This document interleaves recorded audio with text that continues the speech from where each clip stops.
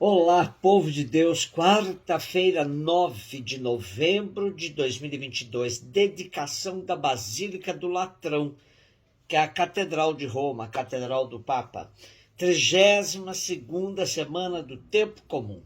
A nossa reflexão de hoje é a partir de Ezequiel 47, 1 a 2, 8 a 9 e 12, e João 2, 13 a 22.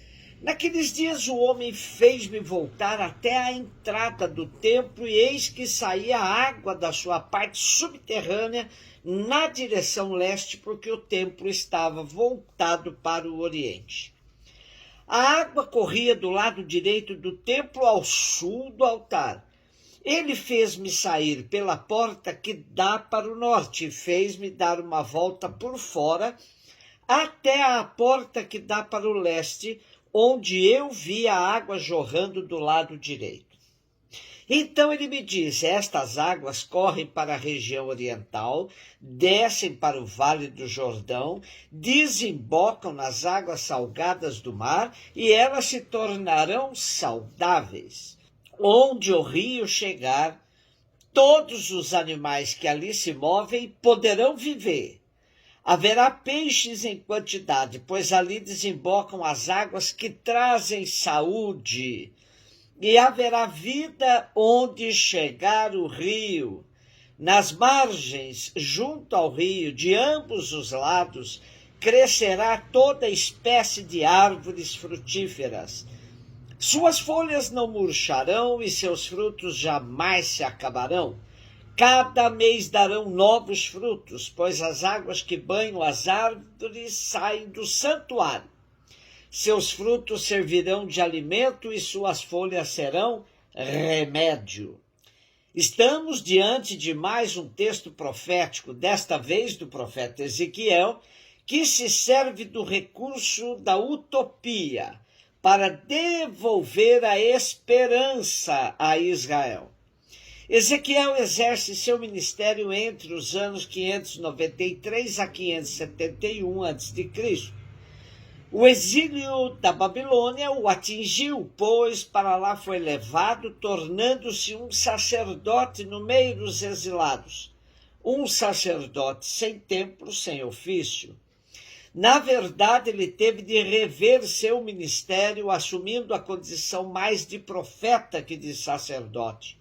Reinterpretou sua missão no meio do povo e percebeu que o serviço da palavra era uma dimensão constitutiva do seu sacerdócio.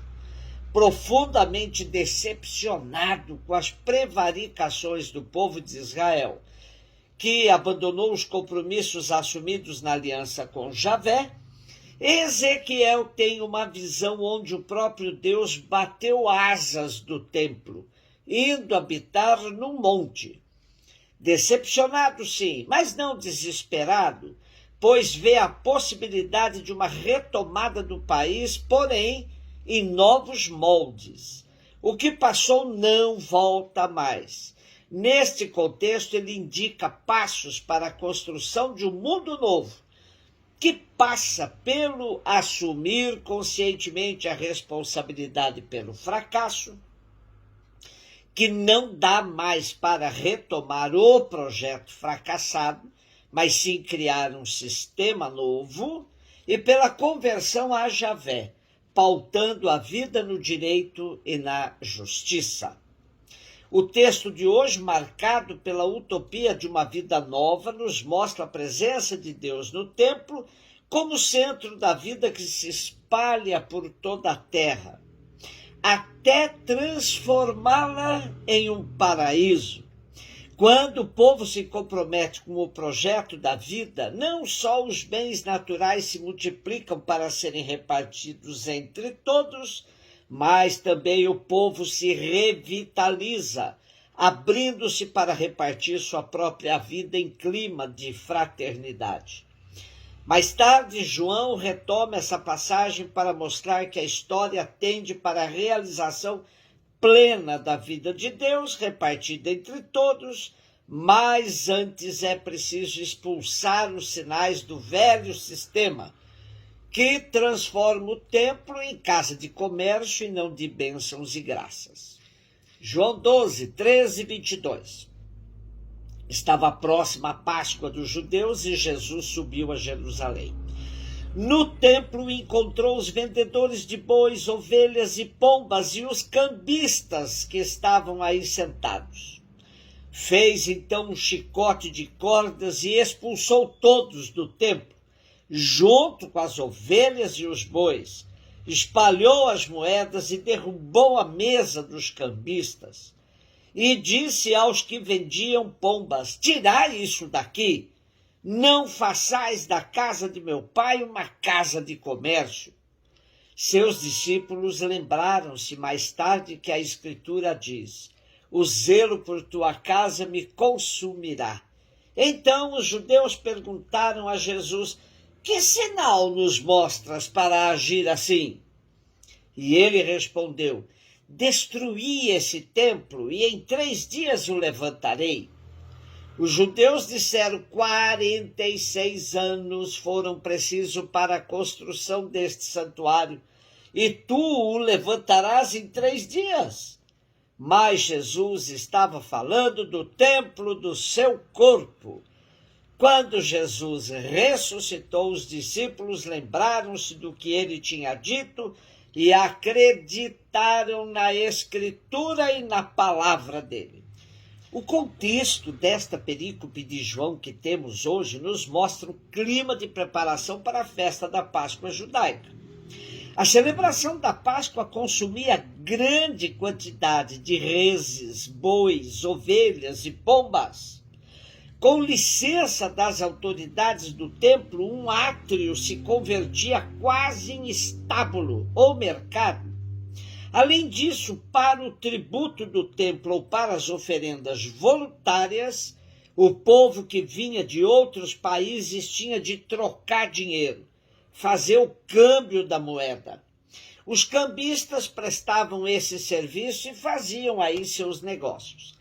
Contra o abuso, Jesus executa uma ação simbólica que revoluciona a ordem vigente e vai provocar a ira de todos os que se servem do templo como mercado de negócios.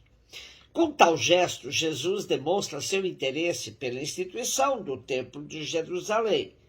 Se num princípio o templo foi construção e responsabilidade do rei, no tempo de Jesus era o centro espiritual de todos os judeus da Palestina e da diáspora. Porém, ao mesmo tempo em que Jesus quer salvaguardar a finalidade espiritual do templo, ele o relativiza, revelando que mais importante é o templo do seu corpo, ou melhor, daquilo que ele é de fato, um templo novo que, morto, ressuscita em 3 dias, constituindo-se no referencial máximo da fé dos discípulos e missionários da nova aliança. Celebramos hoje a festa da dedicação da Basílica do Latrão. Latrão designa um local situado no centro da cidade de Roma e todo um magistral complexo arquitetônico, como o Palácio Laterano, o Obelisco Laterano, o Batistério e a Basílica de São João do Latrão. A Santa Sé tem soberania sobre o local, apesar de situado fora dos muros do Estado da Cidade do Vaticano, em decorrência do Tratado e da Concordata de Latrão, ou Lateranense, de 11 de fevereiro de 1929, assinado com a República Italiana e com o aditamento de 18 de fevereiro de 1984. Sabe-se que o Palácio Laterano pertencia ao imperador Constantino, que o doou ao bispo de Roma. A Basílica de São João do Latrão foi construída entre os anos 314 a 335 e, segundo a tradição da Igreja, o aniversário de sua dedicação, antes celebrado apenas em Roma, hoje é comemorado em todas as comunidades católicas do rito romano, para enaltecer o ministério papal, que de sua basílica patriarcal preside a toda a igreja. Um beijo no seu coração.